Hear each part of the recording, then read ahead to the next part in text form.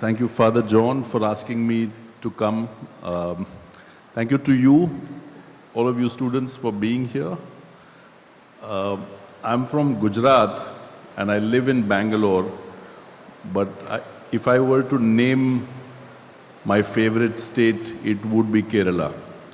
I think of, yeah. When you are older and you travel across this country and to other parts of the world, you will find what those of us who come from the outside see, that this is really a very special place and a very beautiful state. I will speak on the future that people of your age can expect to see when you are my age. When I was your age, it did not seem that the world was on the edge of really transformative or revolutionary change. But I think this time, the year 2024, the third decade of the second millennium, it is such a time. And I think that you will see great changes in the period that you become adults and go out into the world. I'll speak about 3 of these changes, and then we'll come to the subject that was spoken about, the sands that shift in our republic. But the first change that I want to speak about is on the space age. When I was your age, and maybe a couple of decades before that as well,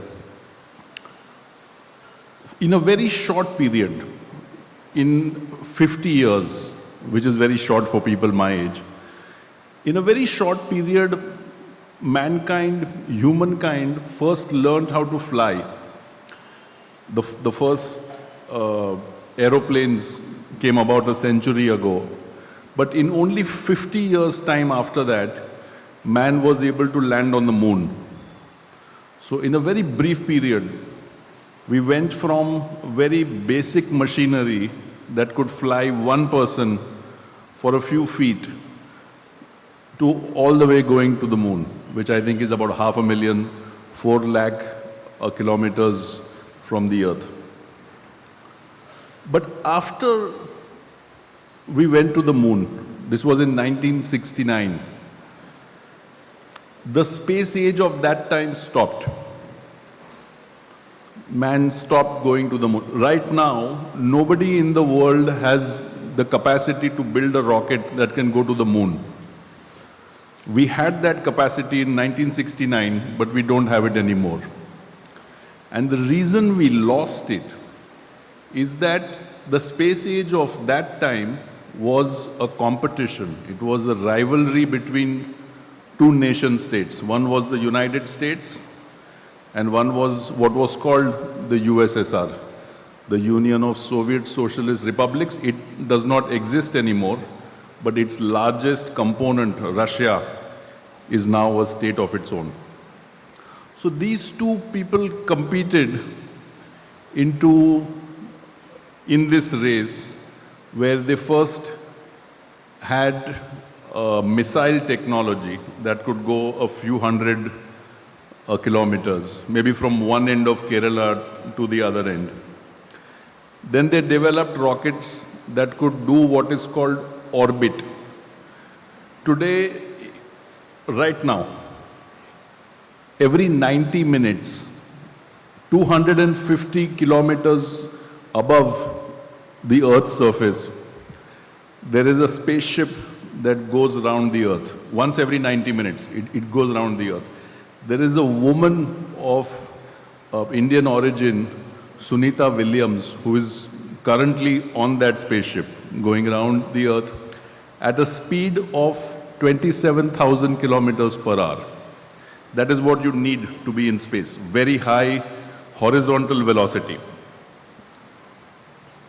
So this space race, which began in the 60s, concluded by the late 60s, 69 was the first time that humans went to the moon. 73, I think, or 74 was the last year that they went. After that, we have not gone. In 50 years' time, we have not gone back to the moon. Today, we have redeveloped or are redeveloping that capacity. So there are people today who are working on building rockets that will take people to Mars, much farther away than the moon, and not to come back, to settle the place, to have a colony there. Will it happen in my lifetime? I don't know. But will it happen? I think it will. And the reason I think it will happen is that science has evolved so much in the last 55, 60 years that the capacity to do this no longer exists only with nation states, only with countries. Companies can do it, and companies are doing it. Today, the two largest rocket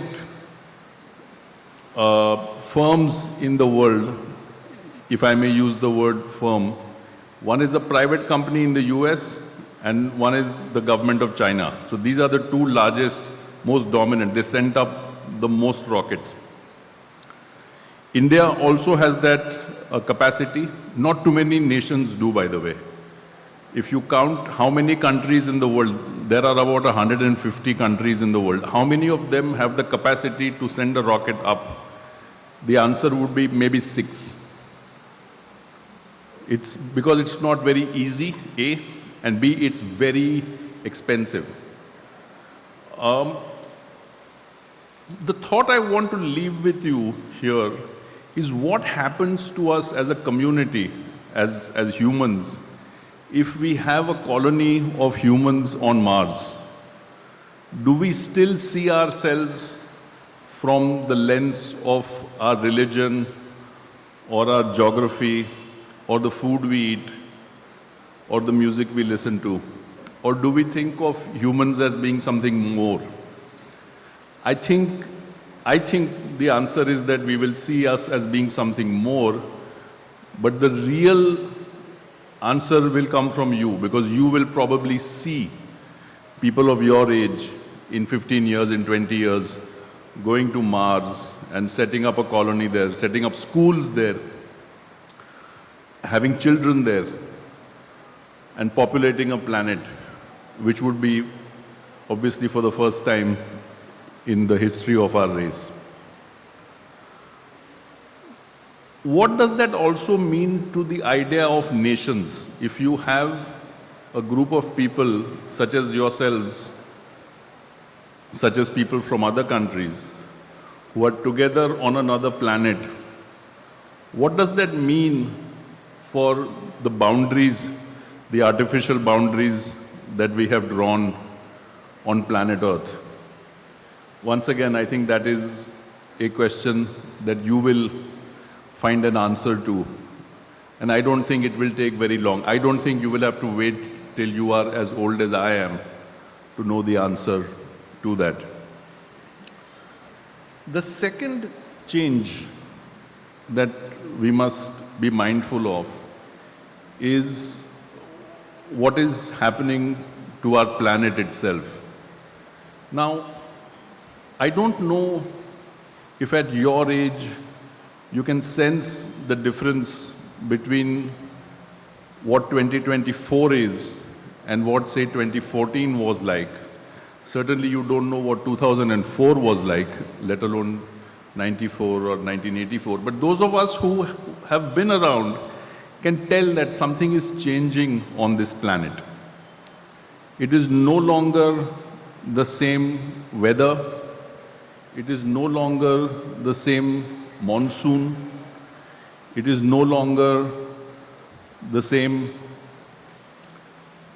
fishing season because we have overfished. It is no longer the same volume of extractive material that we can get from the earth to use as fuel, whether it's coal or whether it's petroleum. But the change will come from the fact that your generation will be the first generation in about 150 years' time to not use what is called fossil fuel. I don't think that when you begin to drive your cars in 10 years' time for some of you, maybe slightly less, in 10 or 15 years' time, the majority of cars that are sold in the biggest markets of the world, in China, in Europe, in the United States, I think also in this country, will be powered by batteries and not by fossil fuels. And that will be a big shift. That shift will also come with a sense of knowledge that what my generation and the generations before me have done, which is damage the earth. We have damaged the earth because of the fact that we have produced a very unequal society where some nations extract and consume much more resource from the earth than other nations. Large poor nations like China and like India are now trying to catch up. And by catching up, I mean burning more petrol, buying more cars, burning more coal, and polluting the air, which is causing this change. And I think that your generation will be the first one, I think, that will bring serious policy, that will write very serious policy, and that will execute it to make sure that this damage is in some way stopped. The third change that will come, and all these three things, I don't see them being very far off, maybe 10, 15 years at the most. The third change will be what is called artificial intelligence. That for those of you who may have read something about it, know that it is training a computer to teach itself. So the computer, the machine, which is the hardware and the software combined, like the human with our body and our brain and our mind combined, is able to learn, hopefully at some point in the next decade, at the same level as a human can. The key thing here is that we are limited in both hardware and software by our skull. That the computing material that one human can have is limited because our heads cannot be made bigger. That is not a problem that a computer has. You can have a larger computer, you can have a series of computers linked. And what that will mean, many people think, including myself, is that very soon we will have machine intelligence that is superior, more clever than human intelligence. That a computer is able to not only execute the functions you tell it to, you type in the commands and it does it, but on its own, it can solve problems better and faster than humans can. What does that mean? At this point in time, nobody knows. What happens when you create an intelligence which is smarter than you, over which you have no control? It's a very deep question, but because it has come so soon in our history, and by soon I mean that 40 years ago, when I was your age, the personal computer was not to be found in homes. Nobody had a personal computer. In some offices, in some countries, you might find a computer. Only 30 years ago, did the idea that you could have a computer at home became slightly popular in small parts of the world after Microsoft devised this software called Windows 95, and that 95 should tell you that it's the year in which it came. It's only 30 years ago. That is when computers began to be more used in homes and for personal things rather than purely in offices. What happens, so the shift has come very soon. So from that time, 30 years ago, where almost nobody has a computer at home, nobody has a cell phone. Maybe there might be like 500 cell phones in the world in the year 1985. Maybe 1,000, but not more than that. And that cell phone could do nothing other than make calls. You couldn't send text messages, you could do no WhatsApp, there was no Facebook. There was no World Wide Web. So from that period, from that point in time, coming into the next 10, 15 years, where you've got machines that are smarter than us, what does that mean? Does it mean that the world becomes a much better place because the machines do all the work for us? We don't need to work for a living anymore. There was a philosopher in the 19th century, a man called Karl Marx, who said that man was not intended to do chattel slavery, to go each Monday morning and go to work for a wage. Will we find a time where this actually happens, that none of us has to work unless we want to? If we want to cook, or we want to wash the dishes, or we want to walk the dog, we can. But if we don't want to, at a very low cost, a machine will do it for us. And is that good or bad for the human race? I don't know. But you will find out. It will happen in your time. So these are the three things to repeat. In a very few years, humankind will be exploring space, occupying, colonizing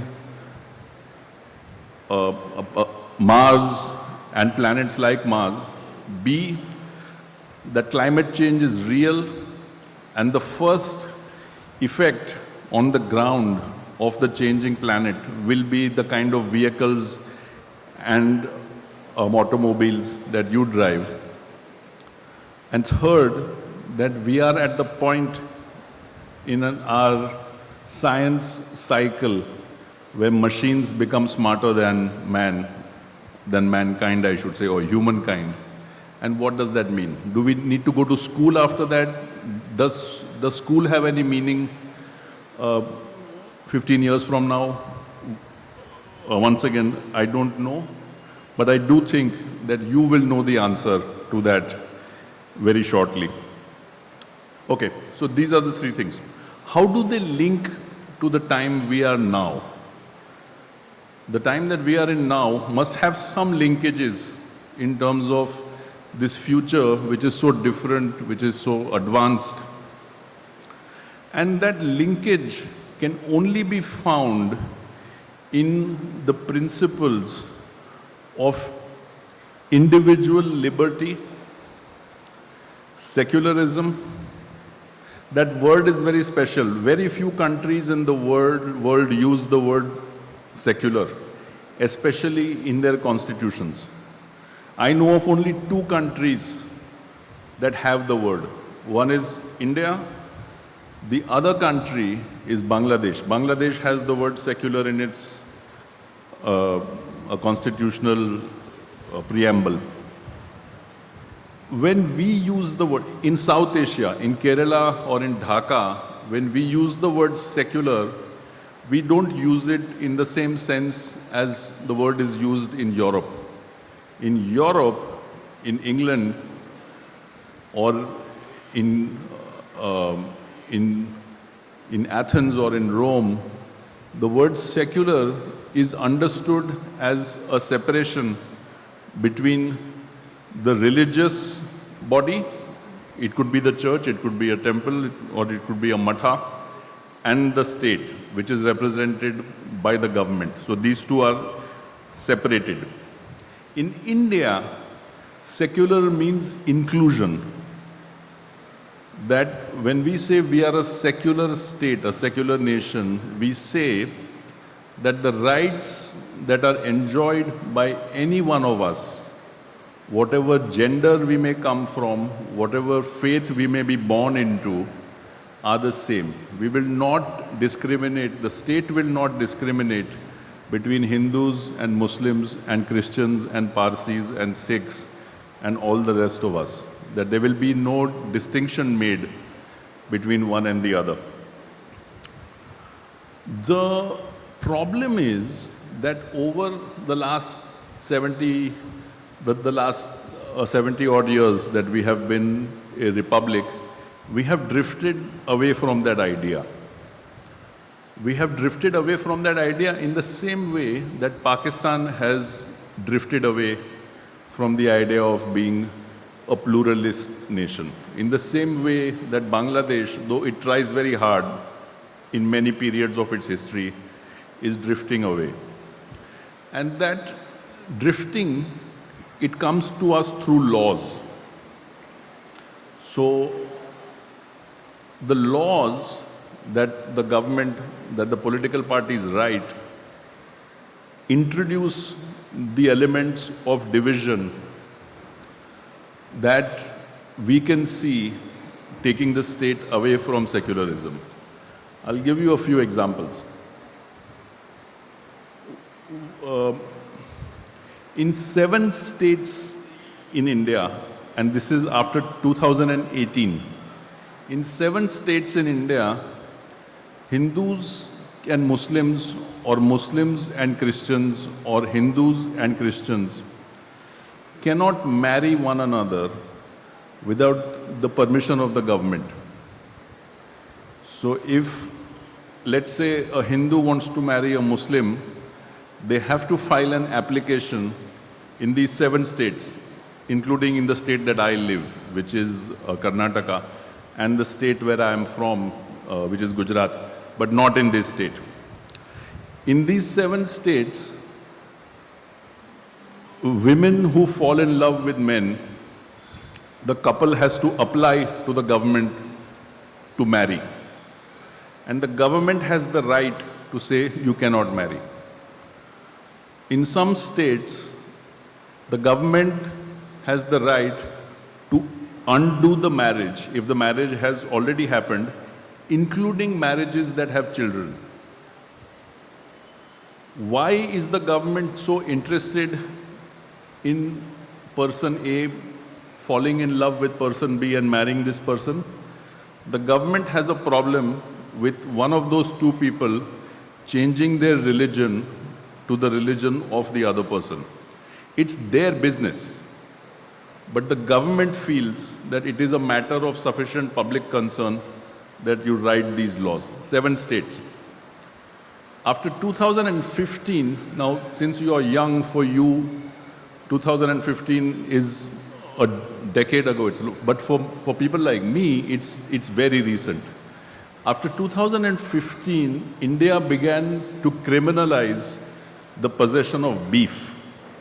Not in this state, but in the state that I am from, Gujarat, the punishment for cattle slaughter, if you are caught slaughtering cattle, is life in jail.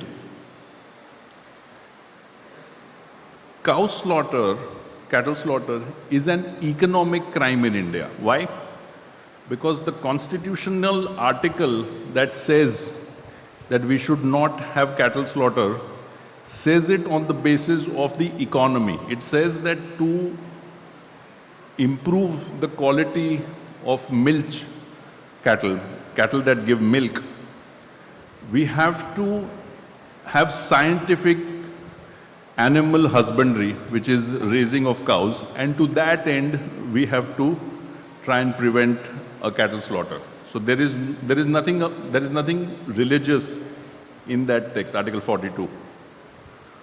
What we have done is, and this is after 2015, written laws that tie cattle slaughter with beef. There is no reference to beef in the Constitution, but these laws bring in that linkage. And the law also does something which is unusual. it reverses the burden of proof. The law as it is to be understood assumes that somebody is innocent. It is only after the judge finds this person to be guilty that they are found guilty. On beef, that has been reversed. What does that mean?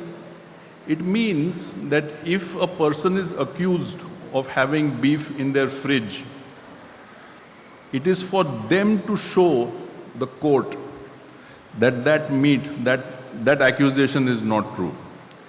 And what happens in such a state happened in Gujarat in 2019, where a man was accused, the man was Muslim obviously, the man was accused of serving beef at his daughter's wedding.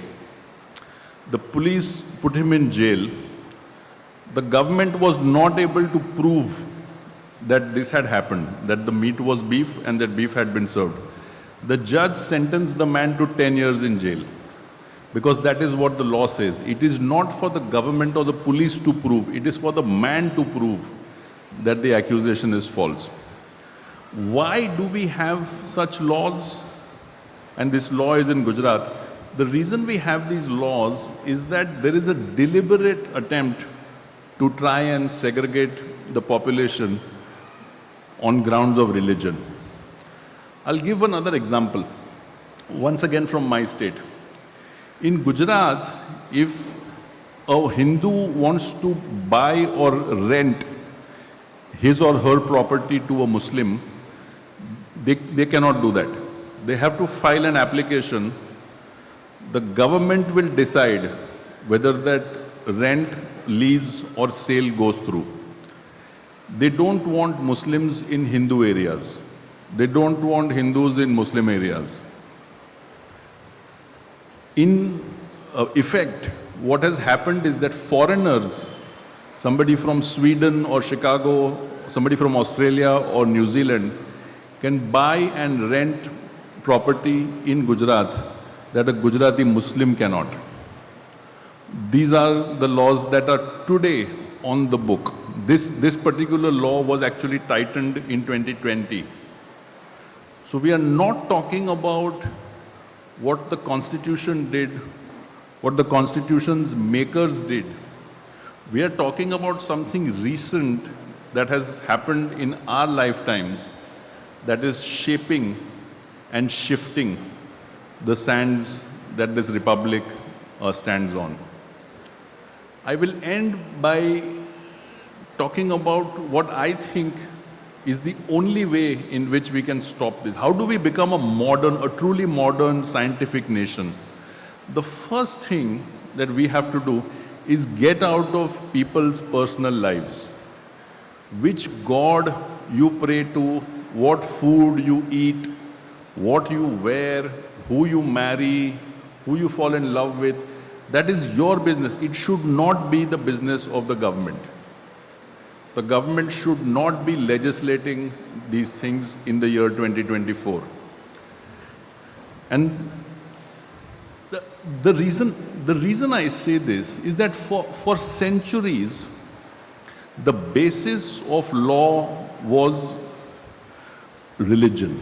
That religion told you this is what to do in case this happens. This is how you marry. This is how you are punished. This is where you will go in the afterlife. But in the last century, humankind decided that the basis of law would be human rights and not the religious code that came to us. That individual liberty, it could be linked to a faith and that's fine. Faith is not to be discarded. But the basis of it has to be in reason, in rationality and individual freedom. If we do not come back on this path, and I am hopeful that the 4th of June, when we had our results, is one such time when we slightly shifted back to the path, to the right path. If we do not come to the path, you will not be able to participate in the future I spoke about. you will not be able to be at the forefront of the changes that are coming to the world. You will remain where we have remained. My generation and the one before me has actually remained, which is in the back ranks where the rest of the world makes its changes for us. When the rocket went to the moon, we only saw. It was not our country that did it. When artificial intelligence actually comes to the ground, it will not be in this country. When cars are developed that run on lithium-ion batteries, that was not done in this country. The only way for that to change and for your generation to not be where we were, to be ahead, is for my generation to make sure that you grow up in an India which is more open, more liberal, more secular, exactly as the way that those who wrote our constitution had asked for it to be. Thank you very much.